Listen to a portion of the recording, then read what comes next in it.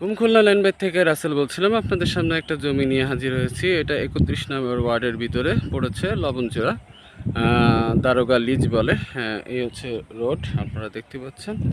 এটা হচ্ছে 10-12 ফিটের রাস্তা। এই যে দেখতে পাচ্ছেন, আশেপাশে বাড়িঘর হয়ে গেছে। দেখুন, যারা এই দারোগা লিজে জমি খুঁজছেন তাদের জন্য জমি নিয়ে হাজির হয়েছি। আশা করি জমিটা ভালো লাগবে। যদি জমিটা ভালো লাগে, লাইক এবং শেয়ার করবেন। এই হচ্ছে সীমানা, দেখতে পাচ্ছেন।